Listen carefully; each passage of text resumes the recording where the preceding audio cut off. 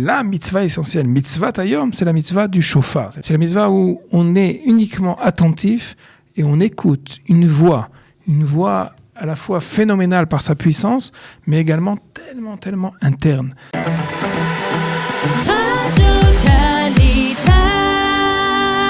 Et nous nous retrouvons aujourd'hui aussi, veille de Rosh Hashanah, pour bien entendu répondre à vos questions. Et bien entendu, nous allons parler de Rosh Hashanah aujourd'hui. Bonjour Rav Dre. Shalom Ouvracha. Merci d'être avec nous pour justement parler donc en cette veille de Rosh Hashanah de ces jours tellement particuliers de la fête de Rosh Hashanah. Avant de commencer de rentrer un peu dans les détails du Seder, etc., la signification, est-ce qu'on peut donner comme ça très rapidement la signification de ces deux grandes journées de Rosh Hashanah? Elle s'appelle Yom Hadin, le jour du jugement. Ça nous fait rentrer encore plus dans une sorte de solennité particulière. C'est vrai. Dans la Torah, d'ailleurs, c'est important. Dans la Torah, c'est marqué Yom HaZikaron.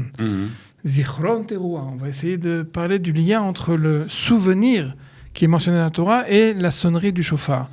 Mais c'est vrai que on peut dire la carte d'identité, ou en tout cas la façon dont on a l'habitude d'appréhender cette journée, c'est le jour du Nouvel An. Le jour du Nouvel An, le jour du jugement, le jour du Zikaron, où on pourrait... Il y a beaucoup de choses. Exactement. Il s'agit de nombreuses facettes de cette journée-là.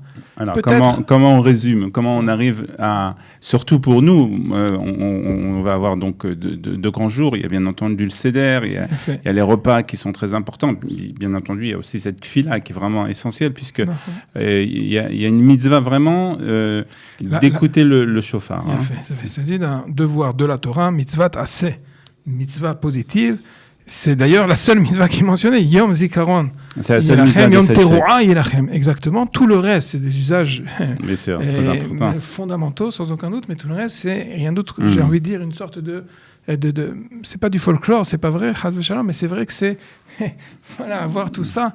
Et on a toujours un souvenir, un appel vers cette réunion familiale de Rosh Hashanah, et c'est très juste, mais à vrai dire, la mitzvah essentielle, mitzvah tayom, c'est la mitzvah du shofar, c'est la mitzvah où on ne dit rien, c'est la mitzvah où on est uniquement attentif et on écoute une voix à la fois phénoménale par sa puissance, mais également tellement interne, tellement intrinsèque, une sorte de la voix de notre âme qui surgit et qui nous met de nouveau en adéquation avec notre fort intérieur. Mais peut-être on va essayer en tout cas de faire un peu d'ordre dans toutes ces différentes facettes de Rosh Hashanah.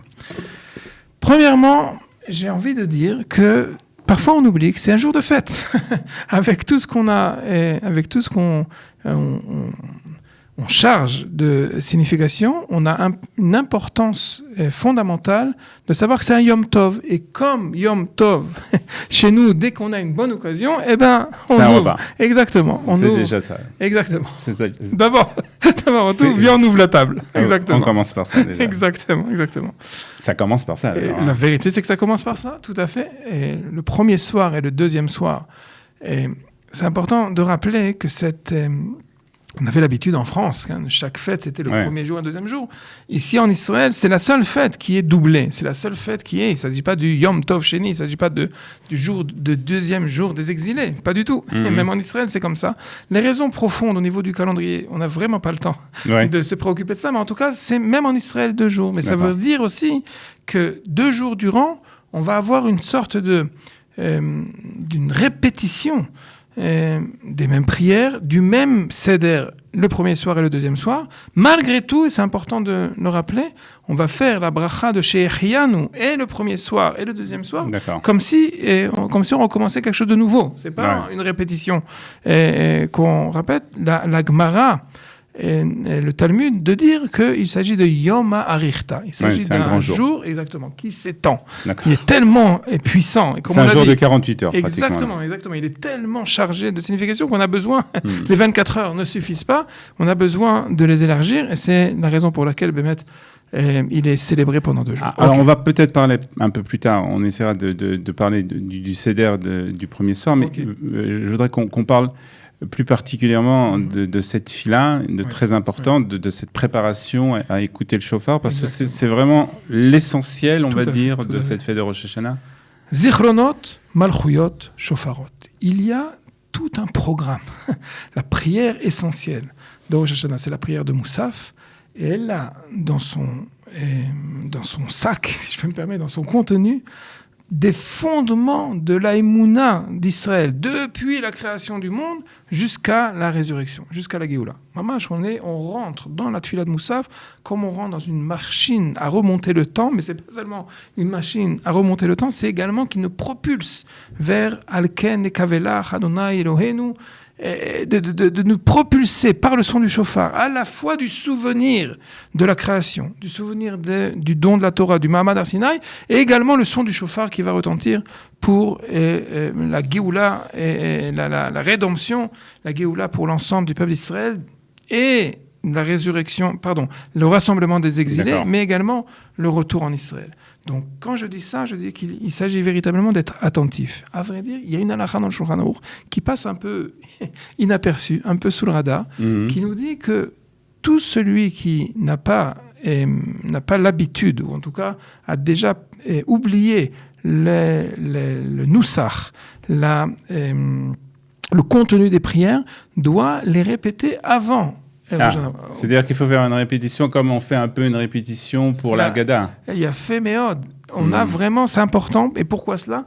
Parce que je tiens à dire que celui qui se servirait simplement de son souvenir, même si c'est un souvenir d'enfance ou bichlal, il sait de quoi on parle dans Rosh Hashanah. C'est vrai, mais je pense sincèrement qu'il s'agit de faire une observation. Prendre quelques minutes et de relire, en tout cas au moins le Moussaf. Exactement.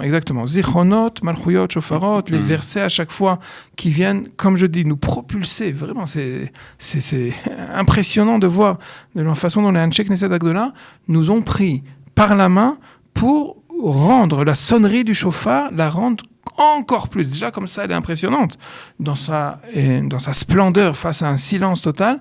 Mais alors là, elle prend de nombreuses significations quand elle est accompagnée par ces versets. Il y a de nombreuses significations et la question qu'on se pose, c'est comment nous, on doit venir justement dans cette tfila, parce que c'est vrai que la tfila du Moussaf, c'est quelque chose d'assez universel. On reparle de la création du monde, on parle de la Kedat Yitzhak. De la révélation, la Kedat Yitzhak, exactement. Et nous, on est là, et on a aussi on a envie aussi peut-être de profiter de ce moment solennel pour faire nos demandes personnelles, pour la santé, pour la bonne santé de nos proches, de nous-mêmes, la parnassa aussi, bien entendu. Bien sûr. Alors, comment on allie les deux ? Le machal, il y a un midrash extraordinaire. Un midrash extraordinaire qui nous dit, regarde un peu, qu'est-ce que c'est que ce peuple ? Ils sont fous, pas les Romains, mais ils sont fous ceux-là. Pourquoi ? Parce que quand on donne à quelqu'un un dor, quand on lui donne une convocation à venir au tribunal, qu'est-ce qu'il fait ? Celui qui a un rendez-vous tel, il va prendre tous les moyens pour se préparer à cela, pour prendre les meilleurs praklitim, les meilleurs avocats, exactement, la meilleure possibilité face au juge, il va être capable de pouvoir présenter les meilleurs arguments possibles pour pouvoir être parfaitement acquitté. Et quand on voit le peuple d'Israël, qu'est-ce qu'ils font ? Ils sont habillés de blanc, ils ouvrent la table, ils sont au jour de fête. Mais qu'est-ce que c'est que ça ? Allô ? Tu vas passer maintenant ? Qui t'a révélé déjà le verdict à l'avance même ? Comment c'est possible ? Et là, le midrash de dire non. Bien sûr qu'on a un immense travail de préparation à faire, mais vient le peuple d'Israël avec l'assurance. Bisrout avot anachnu betuchim. On a une assurance que le juge, c'est pas moins d'autre que Avinu, c'est également notre Père. Avinu Malkenu, c'est le centre même de la liturgie, de ce passage qu'on rajoute depuis Rosh Hashanah jusqu'à Yom Kippour, à savoir, on a un lien tout à fait particulier avec celui qui va être notre juge. Alors c'est sûr que ça demande d'être sérieux, mais ça demande également, comme un père qui vient et qui nous enlace et qui vient nous dire nous reprocher ce qu'on n'a pas suffisamment été fidèle à sa parole, en effet. Okay. Mais ça n'a rien à voir avec un juge étranger qui va nous chercher la petite anomalie dans chacun de nos actions, pas du tout. Par conséquent, le Midrash de dire, c'est un jour de fête, c'est un jour, un Yom Tov, c'est un jour où on est véritablement habillés comme des princes, où on a mis la meilleure méticoute, la meilleure douceur sur notre table, exactement, mais on n'a pas moins qu'un projet. D'accord. Le chazon la vision qu'on va exprimer ce jour-là, c'est véritablement la vision de mettre le compteur, en fait, en adéquation avec notre existence. Alors, juste pour terminer... Le Seder.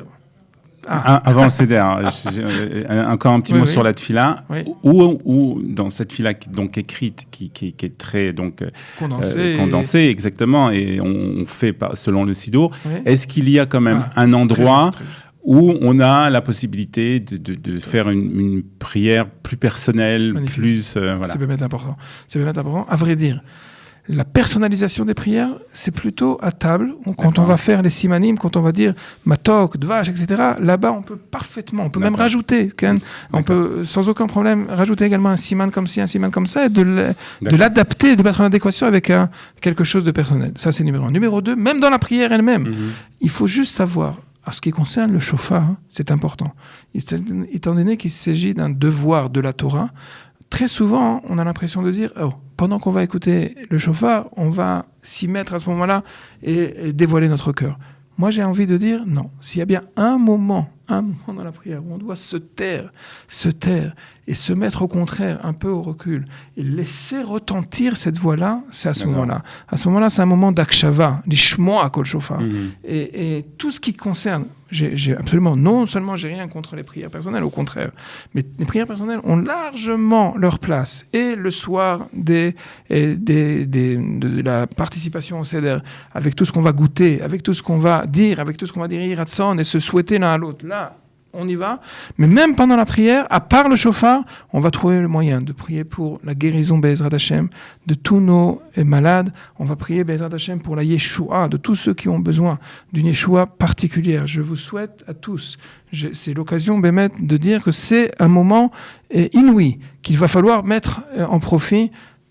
Laisser notre cœur se parler et savoir que Kadosh Baruch Hu Sha'at Ratzon et Sha'ari Ratzon, c'est un moment propice justement à ce lien privilégié. Be'ezrat Hashem yele kulam, les Shana Tova Muvrechet, les Ktiva Tova, que toutes nos prières Be'ezrat Hashem soient réalisées pour le bien. Voilà, on a même parlé très rapidement du Seder. En tout cas, merci beaucoup, Shana Tova. Shana Tova à tous. Et on se retrouve bien entendu la semaine prochaine. On parlera de Yom Kippour. Be'ezrat Hashem.